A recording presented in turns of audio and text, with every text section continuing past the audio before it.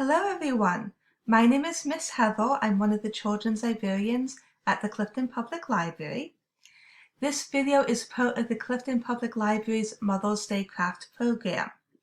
While the library building is closed due to the concerns about the COVID-19 virus, the library staff are busy working from home to provide library services to you online. Please check our website www.cliftonpl.org for more information. Check our kids page for upcoming online programs or email clifchildren@gmail.com, that's CLIF children@gmail.com, to be added to our mailing list for news and program information. Everyone who registered for the Mother's Day Craft program should have received the document of craft ideas and instructions. If you did not receive this document, or if you'd like to join this program, please email clifchildren@gmail.com. Again, that's CLIF children@gmail.com. This video will walk you through the instructions for craft number 1. We know that many of you are stuck at home and don't have access to a lot of craft supplies. So today I will show you how to make a beautiful code using recycled materials. So the materials for this are pretty simple. You just need to have paper. It can be plain paper, it can be colored paper, any kind. Now, if you only have junk paper that's been written on or printed on one side, you can actually use that still to make a lovely code just by taking 2 pieces, gluing them together with just a little bit of glue on a glue stick, fold them in half, and now you have an exciting code. And you can do it different colors if you want. One color on the outside, one color, a different color on the inside, the same color. You can have fun with it, be as creative as possible. So this is just using recycled old flyers, and I can use it to make a beautiful code.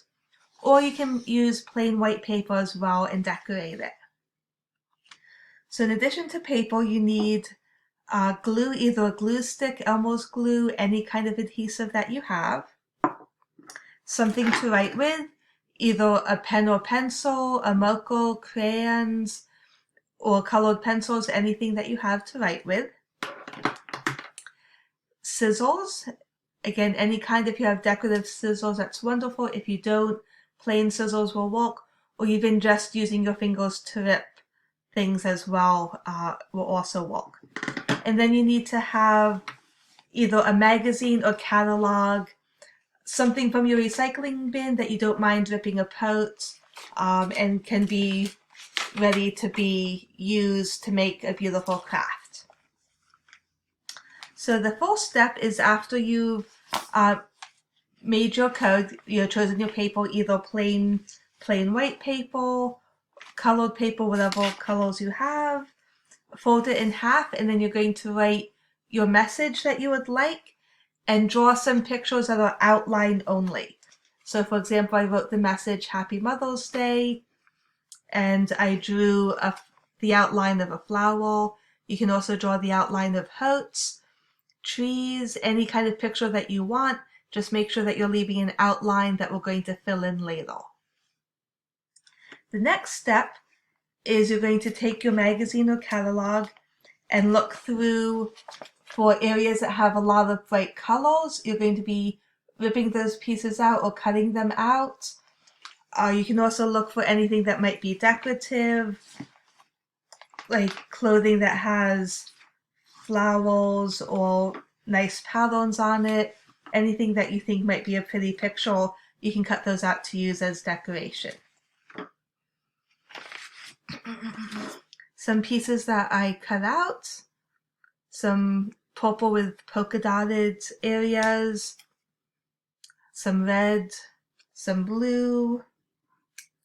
I cut out different colored pieces, and I also found some flowered areas that I cut out and used as decoration. So you can see some flowers up here, flowers down here, and some that I used down there as well. So by cutting out just the piece that you like, it can be used to make a nice decoration. So put the decoration pieces, you can either add them to your code now or put them aside for later. And then you're going to take the colored pieces that we're going to use to fill in the outlines of our pictures and just go ahead and rip them apart, rip them into small pieces. You can either mix them together or keep them separate to do blocks of color. And then using your glue stick, you're going to fill in the outlines. So for example, on this code, here's the flower that I drew, and I used the red to make some red petals, and I used the purple polka dots, and I alternated the petals to do red and purple polka dot petals for my flower. And I also drew a heart, and I filled in with the blue pieces that I found to fill in the heart. So this is a way that you can use just recycled materials, and it gives it a nice texture, it gives it some pretty color, and it's a little bit more unusual to make a pretty little code for mom. And then on the inside you can write a message. And again, the decorative pieces that you cut out, you can use to decorate the code as well. And please be as creative as you want, draw as many pictures as you like, fill in with all different kinds of colors and textures. Anything else that you have around the house, if you have some old bits of ribbon, if you have stickers, any little keepsakes or treasures that you want to use to add to the code, be as creative as you would like. So that's craft number 1 for a Mother's Day craft. Again, you should all have received a document with other craft ideas. We tried to keep them as simple as possible using mostly recycled materials and simple craft supplies, and we organized the list based on craft supplies. So if you have paint, there's a couple craft ideas that you can use. If you have old yarn lying around that you don't need anymore, there's a different idea. And you can always substitute. If you don't have one material, you can always substitute it with something else. So to give you some ideas of how to do that, if you look at the other list, so again, this was craft number 1 on the list that we sent out to you. Craft number 2 uses yarn and cardboard letters to make a personalized craft. You can either spell out MOM mom, you can use make the first initial, something to make a personalized craft with. For cutting out the letters from the cardboard, you need scissors, an X-Acto knife, or something sharp. And depending on what you're using, you may need an adult to assist you with that. And then you wrap it in the yarn. If you don't have colored yarn, say maybe you just have plain white string, you can use that, and then using either paint or markers after you've glued or wrapped the yarn around the letters, you can decorate it with either paint or markers to color the string. And that's another way you can substitute if you don't have bright colors of yarn or string.